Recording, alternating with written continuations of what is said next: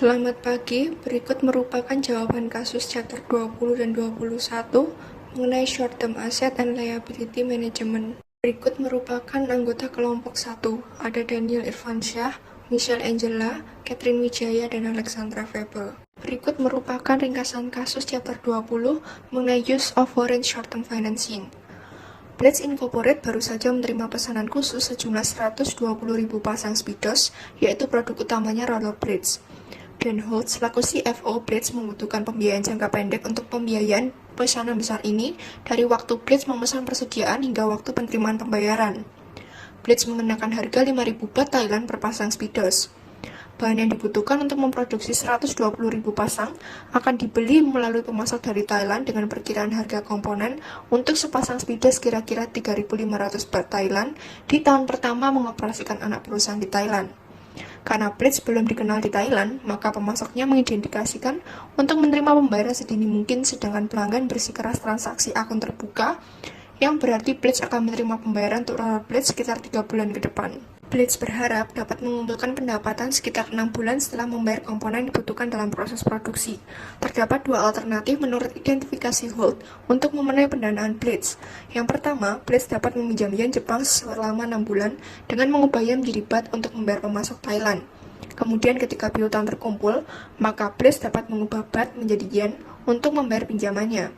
Kedua, Pledge dapat meminjam baht selama 6 bulan untuk membayar pemasoknya dan dapat membayarnya setelah mengumpulkan piutangnya. Sehingga Pledge akan menggunakan pendapatannya untuk membayar pinjamannya baik dalam yen ke baht atau dalam baht secara langsung. Holt menunjukkan bahwa dalam 180 hari, suku bunga yang tersedia untuk Pledge di Jepang adalah 4% dan di Thailand 6%. Holt telah mengidentifikasi probabilitas distribusi perubahan nilai yen Jepang dengan baht Thailand dan perubahan nilai baht Thailand terhadap dolar dalam periode pinjaman 6 bulan. Saat ini tingkat yen dalam baht adalah 347.8.226 baht Thailand, sedangkan kurs spot baht saat ini dalam dolar yaitu 0,0023 dolar. Ringkasan kasus chapter 21 mengenai International Cash Management. Brand Holt memutuskan untuk membiayai pembiayaan perusahaan dengan melakukan pinjaman menggunakan baht Thailand dengan tingkat bunga 6% selama periode 6 bulan sebesar 420 juta baht. Holt memperhatikan bahwa suku bunga di Thailand telah meningkat secara substansial sehingga Pledge akan dapat menginvestasikan dana di Thailand dengan tingkat bunga relatif tinggi dibandingkan dengan tarif Amerika Serikat dalam mata uang baht selama 1 tahun dengan tingkat bunga 15%. Dana yang dikirimkan ke perusahaan induk Amerika Serikat, kelebihan volume dolar yang dihasilkan dari konversi baht akan digunakan untuk mendukung perusahaan Amerika Serikat untuk memproduksi speedos atau diinvestasikan di Amerika Serikat bahwa dapat digunakan untuk menutupi harga pokok penjualan di manufaktur Amerika Serikat yang terletak di Omaha, Nebraska. Sejak Pledge menggunakan sejumlah besar uang tunai untuk membiayai investasi awal pembangunan anak perusahaan dan pembelian peralatan, operasi Amerika Serikat diikat untuk uang tunai sehingga pendapatan anak perusahaan yang tidak dikirim kembali ke Amerika Serikat menyebabkan Pledge memiliki pinjaman dana dengan tingkat bunga 10% untuk mendukung operasinya di Amerika Serikat. Sedangkan Holt memperkirakan sekitar 60% dana dari anak perusahaan dibutuhkan untuk mendukung operasi Amerika Serikat dan sisanya akan diinvestasikan. Holt harus memilih antara dua rencana alternatif, yaitu menginstruksikan anak perusahaan di Thailand untuk membayar kembali pinjaman baht dengan bunga dan berinvestasi di Thailand dengan tingkat bunga 15%, atau menginstruksikan anak perusahaan untuk membayar kembali pinjaman baht dan mengirimkan dana tersisa kembali ke Amerika Serikat, di mana 60% dana akan digunakan untuk mendukung operasi Amerika Serikat dan sisanya diinvestasikan dengan tingkat bunga 8%, dengan asumsi tidak ada pendapatan atau pemotongan pajak atas pendapatan yang dihasilkan di Thailand. Kurs baht saat ini ada 0,0225 dan baht diperkirakan akan terdepresiasi sebesar 5% di tahun mendatang. Selanjutnya tinjauan pustaka untuk chapter 20. Yang pertama, sumber pembiayaan luar negeri. Ada dua, yaitu internal short term financing dan juga external short term financing. Pada internal short term financing, sebelum induk atau anak perusahaan MNC mencari dana untuk pendanaan luar, mereka harus memeriksa posisi arus kas anak perusahaan lain untuk menentukan apakah ada dana internal yang tersedia. pengendalian internal atas dana, di mana MNC harus memiliki sistem internal yang secara konsisten memantau jumlah pembiayaan jangka pendek oleh semua anak perusahaan. Pada external short-term financing, short-term notes or unsecured debt securities, catatan jangka pendek biasanya memiliki jatuh tempo 1,3 atau 6 bulan dengan bunga berdasarkan LIBOR. Kemudian commercial paper atau euro commercial paper, harga jual tidak dijamin kepada penerbit. Jatuh tempo dapat disesuaikan dengan preferensi penerbit. Kemudian ada bank loans, pinjaman langsung dari bank mempertahankan hubungan dengan bank. MNC memiliki akses terbatas ke pendanaan jangka pendek selama krisis kredit. Selanjutnya pembiayaan dengan mata uang asing. MNC meminjam mata uang asing biasanya untuk mencocokkan arus kas masuk di masa depan. Perbandingan suku bunga di antara mata uang negara berkembang cenderung memiliki inflasi yang lebih tinggi dan tingkat tabungan yang rendah sehingga menyebabkan suku bunga relatif tinggi. Kemudian menentukan tingkat pembiayaan efektif. Tingkat pembiayaan aktual atau efektif akan berbeda dari tingkat yang dikutip berdasarkan satu, suku bunga yang dibebankan oleh bank, dan dua, pergerakan nilai mata uang pinjaman selama waktu pinjaman. Kemudian kriteria yang dipertimbangkan dalam keputusan pembiayaan. Yang pertama ada interest rate parity. Jika ada paritas suku bunga, mata uang akan menunjukkan premi forward yang mengimbangi perbedaan antara suku bunga dan suku bunga bunga. Yang kedua, the forward rate as a forecast. Jika forward rate adalah prediktor yang tidak bias dari kurs ke masa depan, maka tingkat pembiayaan efektif mata uang asing rata-rata akan sama dengan tingkat pembiayaan domestik. Yang ketiga, exchange rate forecast. Perusahaan dapat menggunakan perkiraan nilai mata tukar dalam hubungannya dengan suku bunga asing untuk memperkirakan tingkat pembiayaan yang efektif. Kemudian penggunaan distribusi probabilitas. Karena perkiraan tidak selalu akurat, biasanya berguna untuk mengembangkan distribusi probabilitas daripada mengandalkan perkiraan satu poin. Memungkinkan perbandingan distribusi dengan tingkat pembiayaan yang diketahui dari mata uang rumah untuk membuat keputusan pembiayaannya. Kemudian hasil aktuar dari pembiayaan luar negeri. Fakta bahwa beberapa perusahaan menggunakan pembiayaan asing menunjukkan bahwa mereka percaya pengurangan biaya pembiayaan dapat dicapai. Penghematan dapat dicapai jika mata uang asing terdepresiasi terhadap mata uang rumah. Pembiayaan luar negeri dapat menjadi bumerang jika mata uang asing terapresiasi terhadap mata uang dalam negeri. Kemudian pembiayaan dengan portofolio mata uang. Yang pertama, financing with a portfolio of currencies. Varians atau risiko mungkin lebih tinggi jika suku bunga rendah berlaku. Kemungkinan biaya pembiayaan yang lebih rendah dimungkinkan. Kemudian portfolio diversification effects. Dengan diversifikasi mata uang, biaya pembiayaan lebih rendah dimungkinkan, tetapi mata uang tidak boleh berkorelasi tinggi. Kemudian repeated financing with a currency portfolio. Memperkirakan varians tingkat pembiayaan, efektif portfolio menjadi lebih kompleks karena lebih banyak mata uang ditambahkan. Kemudian untuk tinjauan pustaka chapter 21, manajemen kas adalah optimalisasi arus kas dan investasi kelebihan kas. Multinational working capital management, subsidiary expenses. Anak perusahaan biasanya akan memiliki waktu yang lebih sulit untuk memperkirakan pembayaran arus keluar di masa depan jika pembeliannya bersifat internasional daripada domestik karena fluktuasi nilai tukar. Kemudian subsidiary revenue, volume penjualan anak perusahaan mungkin lebih fluktuatif dibandingkan jika barang hanya dijual di dalam negeri. Pengelolaan piutang merupakan bagian penting dari pengelolaan modal kerja anak perusahaan karena potensi dampaknya terhadap arus kas masuk. Subsidiary dividend payment. Ketika pembayaran dividen dan biaya diketahui sebelumnya dan didenominasi dalam mata uang anak perusahaan, peramalan arus kas akan jadi lebih mudah. Kemudian subsidiary liquidity management. Setelah memperhitungkan semua pembayaran arus keluar dan masuk, anak perusahaan mungkin memiliki kelebihan atau kekurangan kas. Ini menggunakan manajemen likuiditas untuk menginvestasikan kelebihan uang tunai atau meminjam untuk menutupi kekurangan uang tunai. Kemudian centralized cash management. Manajemen yang terdesentralisasi tidak optimal akan memaksa MNC untuk mempertahankan investasi tunai yang lebih besar dari yang diperlukan. MNC biasanya menggunakan manajemen kas terpusat untuk memantau dan mengelola arus kas induk anak dan antar anak perusahaan. Kemudian accommodating cash shortages.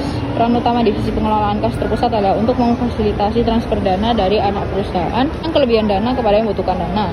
Technology used to facilitate fund transfers. Sistem manajemen kas terpusat membutuhkan aliran informasi yang berkelanjutan tentang posisi mata uang untuk menentukan apakah kekurangan kas suatu anak perusahaan dapat ditutupi oleh kelebihan kas anak perusahaan lain.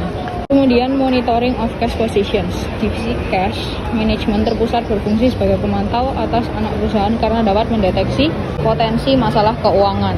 Kemudian optimizing cash flows. Mempercepat arus kas masuk menggunakan kotak kunci dan pembayaran pra-otorisasi. Meminimalkan biaya konversi mata uang dengan jaring menggunakan sistem jaring bilateral atau sistem jaring multilateral. Mengelola dana yang diblokir dengan mengeluarkan biaya di dalam negeri atau menggunakan harga transfer. Kemudian mengelola transfer tunai antara anak perusahaan dengan menggunakan strategi leading atau lagging. Kemudian complications in optimizing cash flow. Yang pertama, company related characteristics. Jika salah satu anak perusahaan menunda pembayaran kepada anak perusahaan lain, anak perusahaan lainnya mungkin terpaksa meminjam.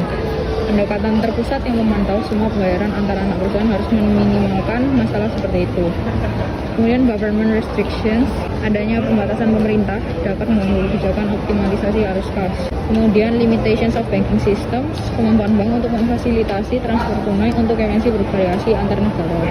Kemudian investing excess cash, menentukan hasil efektif.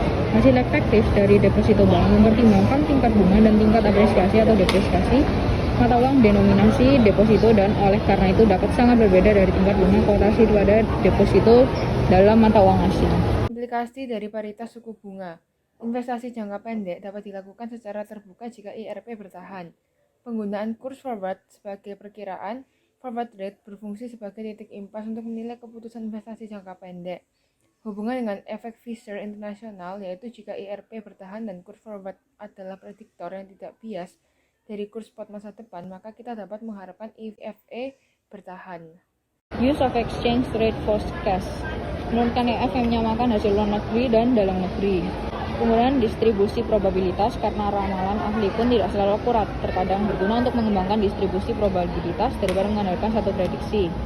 MNC mengelola modal kerja mereka yang mencakup aset jangka pendek seperti persediaan, piutang, dan uang tunai. Indo MNC dapat menggunakan perspektif terpusat untuk memantau posisi kas dan untuk memastikan bahwa dana dapat ditransfer antara anak perusahaan untuk mengakomodasi kekurangan kas. Teknik umum untuk mengoptimalkan arus kas adalah mempercepat arus kas masuk, meminimalkan biaya konversi mata uang, mengelola dana yang diblokir, dan menerapkan transfer tunai antar anak perusahaan. MNC mungkin dapat mencapai pengembalian yang lebih tinggi ketika menginvestasikan kelebihan uang tunai dalam mata uang asing yang memiliki suku bunga relatif tinggi atau mungkin terapresiasi selama periode investasi. Namun, jika mata uang asing terdepresiasi selama periode investasi, hal ini dapat mengimbangi keuntungan suku bunga dari mata uang tersebut. Pembahasan Chapter 20. Nomor 1. Berapa jumlah dalam BAT yang dibutuhkan untuk dipinjam Blitz untuk menutupi pembayaran karena masuk Thailand? Berapa jumlahnya dalam yen yang perlu dipinjam Blitz untuk menutupi pembayaran karena masuk Thailand? Dikarenakan Blitz memerlukan material untuk produksi 120.000 roller Blitz dan kos yang dipindahkan adalah 3.500 baht per pasang, maka Blitz memerlukan pinjaman sebesar 120.000 dikali 3.500 sama dengan 420 juta baht Thailand. Jika Blitz meminjam dalam yen akan dikonversi ke baht Thailand untuk membayar pemasok. Dengan begitu, Blitz harus mendapatkan pinjaman sebesar 420 juta Thai baht per 0,347826 Thai baht sama dengan 1.207.500.302.000. Nomor 2. Mengingat bahwa Blitz akan menggunakan tanda terima dari piutang di Thailand untuk membayar kembali pinjaman, dan Blitz berencana untuk mengirimkan semua uang tunai dalam mata uang baht untuk dialirkan ke perusahaan induk Amerika Serikat, apakah pinjam dalam baht atau yen? Apakah nilai masa depan yen sehubungan dengan baht mempengaruhi biaya pinjaman jika Blitz meminjam dalam yen? Semua arus kas pada anak perusahaan Blitz merupakan dalam bentuk baht dan akan dikirim kembali ke Amerika Serikat. Biaya dari pinjaman yen milik Blitz akan dipengaruhi oleh present value dari hubungan yen dengan baht. Blitz awalnya akan meminjam yen, mengubah yen menjadi baht untuk membayar pemasok, kemudian akan mengonversi baht ke yen dalam 6 bulan untuk membayar kembali pinjaman yen. Jika yen terapresiasi relatif terhadap baht selama masa pinjaman, tingkat pembiayaan efektif pinjaman Blitz dalam yen akan meningkat. Nomor 3. Menggunakan spreadsheet, hitung jumlah yang diharapkan dalam dolar Amerika Serikat yang akan dikirimkan ke Amerika Serikat dalam 6 bulan jika Blitz membiayai persyaratan modal kerjanya dengan minjam baht versus minjam yen. Berdasarkan analisis Anda, seharusnya Blitz mendapatkan pinjaman dalam mata uang yen atau baht. Perhitungan perubahan yang diharapkan dalam nilai baht Thailand relatif terhadap dolar, kemungkinan tingkat perubahan baht Thailand selama masa pinjaman. Berikut merupakan perhitungan kelompok kami. Perhitungan perubahan yang diharapkan dalam nilai yen Jepang relatif terhadap baht, kemungkinan tingkat perubahan yang diharapkan dalam nilai yen Jepang relatif terhadap baht. Berikut merupakan perhitungan kelompok kami.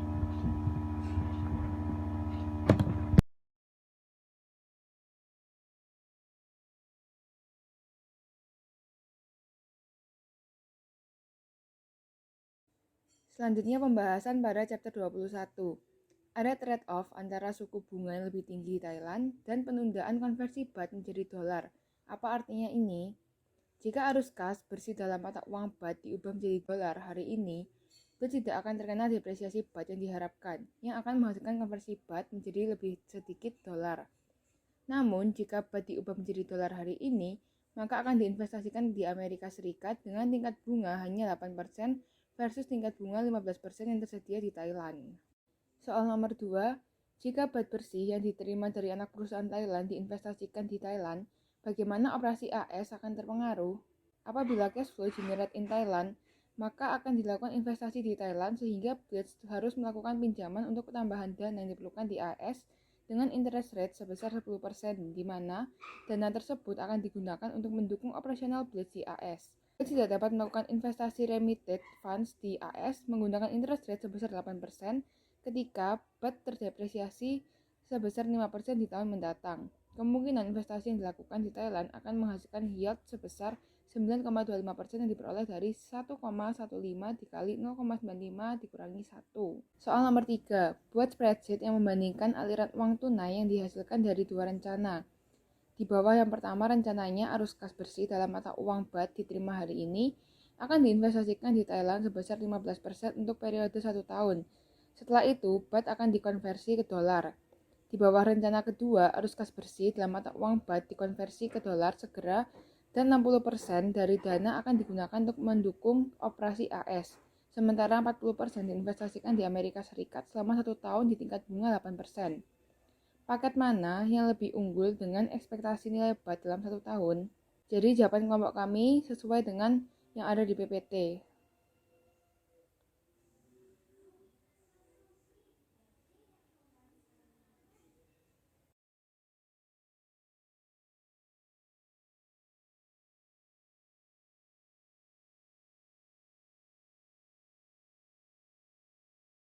Berdasarkan perhitungan, dapat diketahui bahwa cash flow yang diperoleh Blitz dalam 1 tahun jika melakukan investasi di Thailand lebih besar dibandingkan dengan dana langsung yang dikonversikan dan dikirimkan ke perusahaan induk di AS.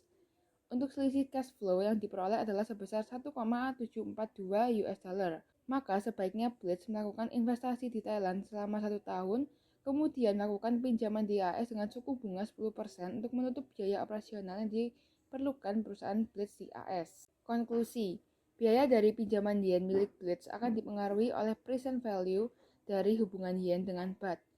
Bila yen terapresiasi selama masa pinjaman, maka tingkat pembiayaan efektif pinjaman Blitz dalam yen akan meningkat. Cash flow yang diperoleh oleh Blitz Inc. akan lebih besar bila Blitz melakukan investasi dibandingkan dengan mengkonversikan dana yang dimilikinya ke dolar dan dikirimkan ke perusahaan induk di AS. Rekomendasi, Blitz sebaiknya melakukan investasi di Thailand selama 1 tahun kemudian, melakukan pinjaman di AS dengan suku bunga 10% untuk menutup biaya operasional yang diperlukan perusahaan Blitz di AS. Sekian dari kelompok kami, terima kasih.